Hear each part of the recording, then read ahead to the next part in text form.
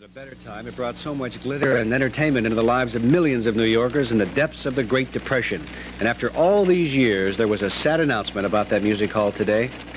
I'm announcing the closing of Radio City Music Hall at the end of the 1978 Easter show on April 12th.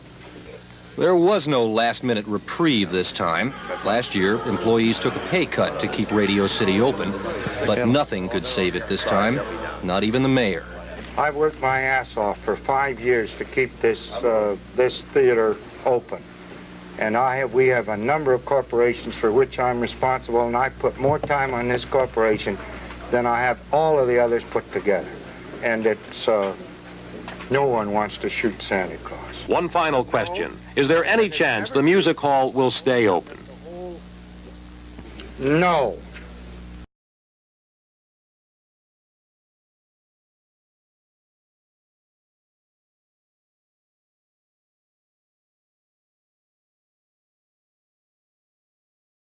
We have Rosemary Novellino here? Yes.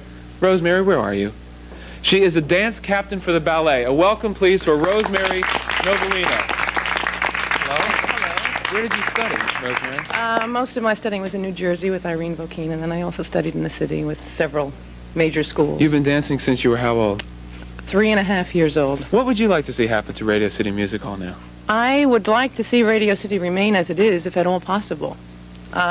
The format of Radio City Music Hall with the Rockettes and the stage shows is an institution in itself. And I mean, if things will have to change, possibly with movie companies or whatever, but the most important thing is try to save the formats that is there.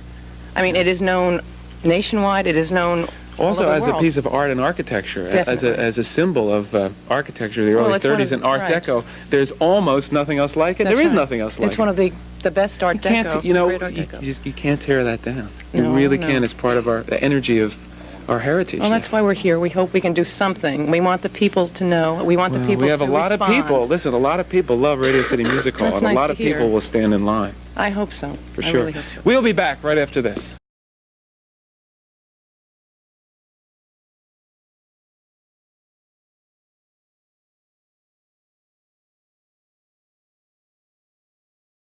Today, the performers who work inside the music hall were outside, in costume, getting signatures on petitions. We're the Show People's Committee to Save Music Hall, and we think it's a shame if they close this great place. It's an American institution. Why close it? We are not giving up the fight to save Radio City Music Hall, even though it is going to close on April 12th. We're still going to be in there fighting. We still want people to write and sign the petition, and let's keep this place open. Hoping that some 11th hour miracle will stop the closing, the workers had a lot of support from their public. Do you think that's important, ma'am? Well, I certainly do. I think it's a disgrace. This place is a landmark. I've been here since I was a little girl. I think it's terrible. The performers hope to pressure the state and federal government for additional support to keep the music hall operating.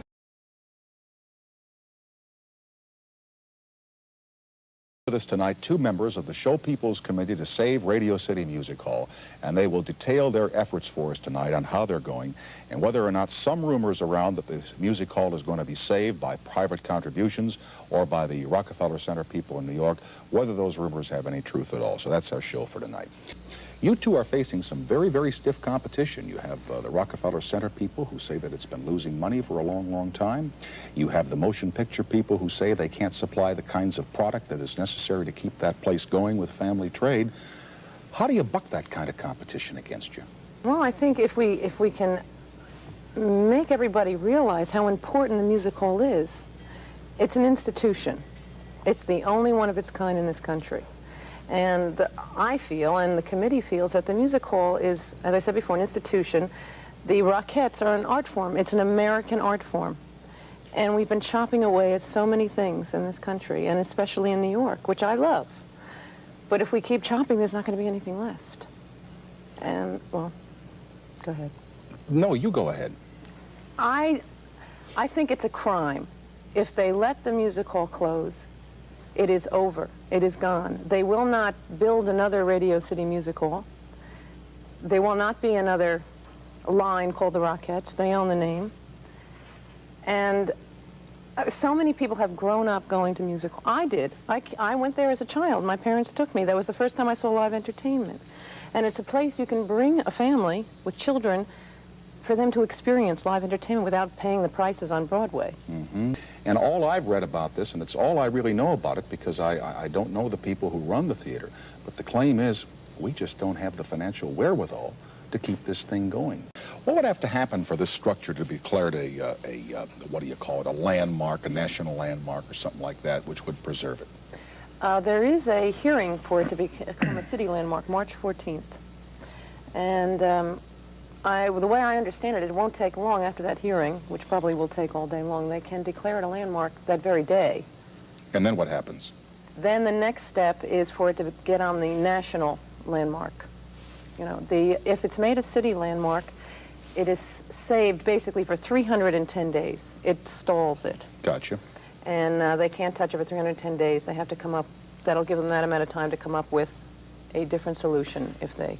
Have you heard, like, if it closes, what they will do at 50th and 6th Avenue on that corner? Will they tear it down, or do they have any plans for it? Well, the original announcement was that they would turn it into a shopping mall, into tennis courts.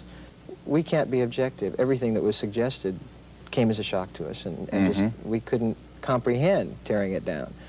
Now there are all sorts of rumors, but nothing that's really substantial. We have over 70,000 signatures on petitions. And that's petitions for what? To keep the music hall open. And who do they go to? We are bringing them to the landmark hearing.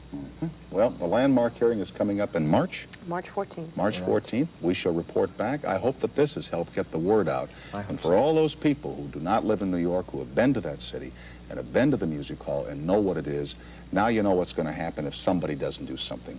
Thanks for making the trek out. I hope it turns out to have been well worth your while. Thank you. Thank you, Rosemary. Thank you, Ron.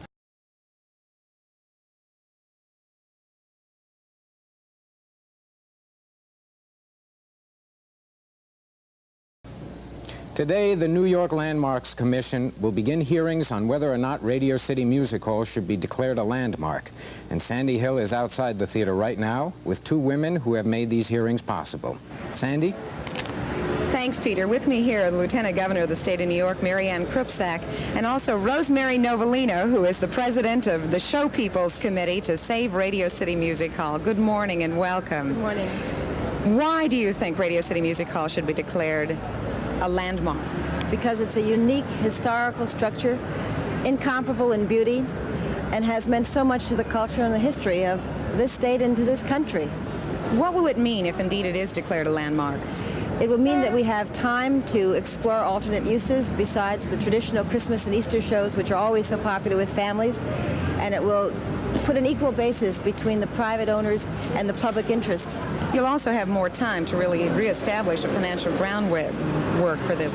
Absolutely. Right now they're claiming that the attendance has dropped and that's why they want to close it. But we think that they haven't really explored all the potential uses and haven't kept up with the times. And I think creative new management could really be the answer. Well, as a matter of fact, Rosemary, there is no question but that the amount of attendance here at Radio City Music Hall has indeed dropped off. Why do you think that has happened? Well, I feel that if you don't have the product that the public want to see, they won't come. But if you give them a product, possibly better films, that they will come. And you let people know that music hall is alive. Just the publicity it's gotten in the last month, we have had lines, incredible lines around the block since the Easter show opened. Larger lines than what you've normally had before, just because of That's right. It's brought it back to the public. What about money? How much money do you think it will take to make Radio City Music Hall solvent? Promotion is returned many times over in attendance. There are many things that's come to my attention already since the time I've been working with the group trying to save the Radio City, that they just haven't used the money that they do spend properly for promotion and for production. People will come if they know that it exists and if they're attracted. New York State is spending $4 million on an I Love New York campaign, and one of the biggest things that we're emphasizing and getting a rate of return already is on our cultural strengths. The cultural institutions of New York are our mainstay of our economy. And Radio City has always figured in as one of the most prominent places on the tourist list. Let me ask you, what happens if this is not declared a landmark? I don't take no for an answer. This is going to be declared a landmark. What if it isn't? But it will be, because it's unique and it belongs to the people, and that's what the law is for, to balance interest, to give the private owners a reasonable rate of return, but to protect the public interest. This could be one of the Rockettes' last performances. It was choreographed to precision. On this bleak March morning on the steps of City Hall, they helped launch one of the most intensive lobbying efforts the City Landmarks Commission has ever seen, the fight to save Radio City Music Hall. Hundreds of people want to save Radio City. Before the Landmarks Commission, they were arguing that the music hall be made a landmark. That would put legal hurdles in the way of any sale or change. Legal hurdles that Rockefeller Center's president says is just what the music hall doesn't need. Landmark designation will bring about another negative accomplishment. It will leave me no choice but to apply for a permit to demolish the structure the day after such designation goes into effect, so that at the end of 305 days, I will be free to act. After weeks of tension, the night had finally come for a decision on the future of the historic music hall. You might be the last people to see this show the way it is.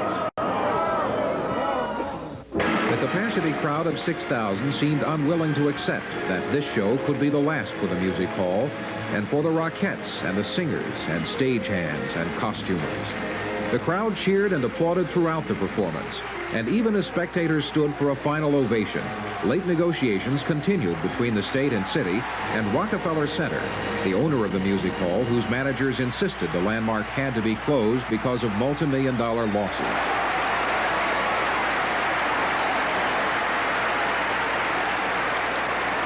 There still had been no word on plans to save Radio City as the Rockettes marched off stage to their dressing rooms. They gathered again here at a private party in a New York skyscraper, waiting gamely up to the midnight negotiation deadline and then past it, until word finally came, the news sweeping instantly across the room. They tell me we are in business. Radio City Music Hall is saved. I don't know for how long. The negotiators say it is saved for at least a year. Thursday night, there will be another show. The last one was like a wake, said one dancer, but this one will be like opening night. Last night, Carol Jenkins was with the Rockettes when they celebrated. I went to the phone. We had heard rumors. I ran to the phone and called one of our vice presidents, John Jackson. He spoke to me briefly for a second and put me on the phone with Music Hall's attorney, Alan Jaffe. And Alan Jaffe said, tell everyone the music hall has been saved and to report to work tomorrow. And I said, thank you. And I got off the phone and ran back in here. It's just, I can't believe it.